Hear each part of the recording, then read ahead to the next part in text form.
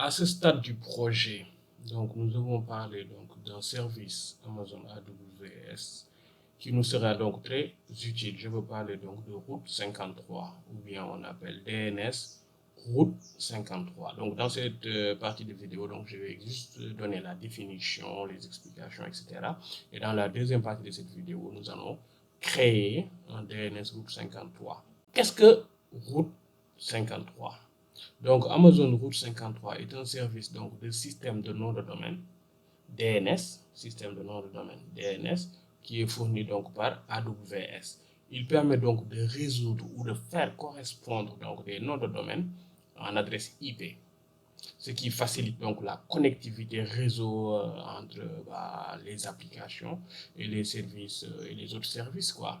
Dans notre cas, ce sera notre application, comment dirais-je, vProfile, hébergée donc sur Tomcat, qui sa connectivité donc avec les services bases de données.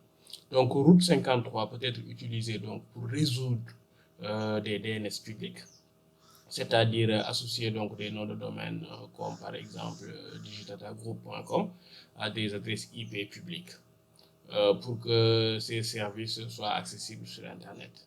Ou bien la résolution donc de DNS privé, c'est-à-dire résoudre donc des noms de domaine à l'intérieur donc d'un réseau virtuel privé, VPC, réseau virtuel privé pour des services Internet, comme dans notre cas, Lift and Shift de ce projet vProfile.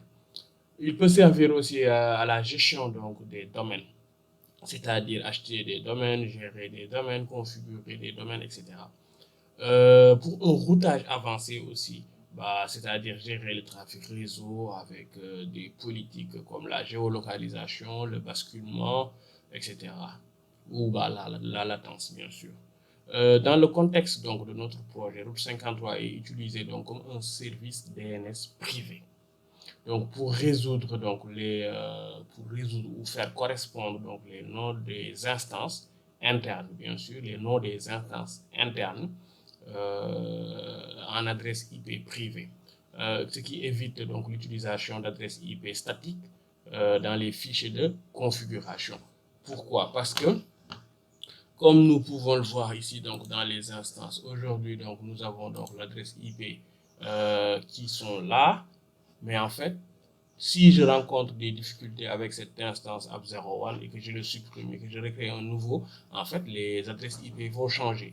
Pour éviter maintenant que à chaque fois que les adresses IP changent, je dois mettre à jour le fichier de configuration que vous voyez ici, avec les noms qui correspondent à des adresses IP.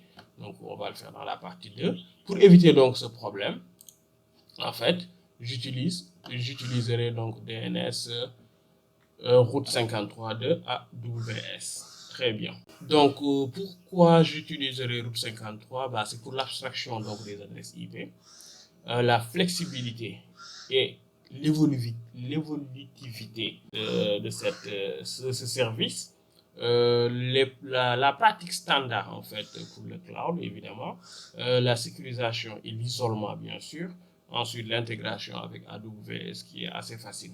L'application donc vProfile qui repose donc sur plusieurs services backend DB01 pour la base de données, MC01 pour Memcached, RabbitMQ. Donc ces services doivent être accessibles donc via des noms et non des adresses IP. Donc ces services sont accessibles via des noms comme je viens de vous le montrer tout à l'heure ici. Ces services doivent être accessibles via des noms et non des adresses IP. Vous voyez ensuite ici. En fait, pour que ces services soient accessibles donc à des noms et non des adresses IP, ce qui nous permettra donc de maintenir une configuration donc robuste et évolutive.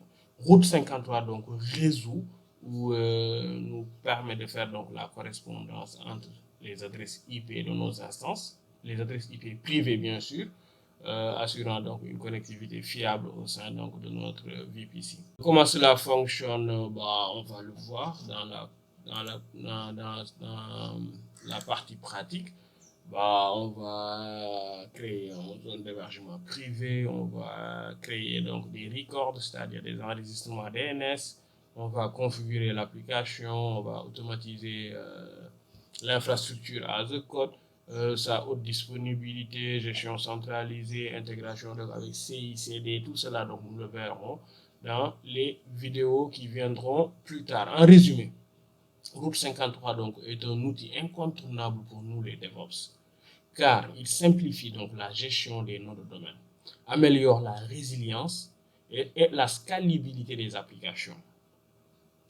Ensuite, il s'intègre donc parfaitement donc dans les workflows d'automatisation et de déploiement cloud. En conclusion pour cette vidéo, donc dans le contexte de notre projet Lift and Shift Stratégie, Route 53 est essentiel donc pour nous permettre ou vous permettre une résolution DNS interne robuste et flexible, évitant donc les problèmes qui sont liés à l'utilisation d'adresses IP statiques. C'est ça le principal but. Plus généralement, pour nous les DevOps, Route 53 donc, est un pilier pour gérer la connectivité réseau de manière automatisée, sécurisée, évolutive, en s'intégrant donc aux pratiques modernes d'infrastructure cloud. Donc, c'est très important. À tout pour la partie création.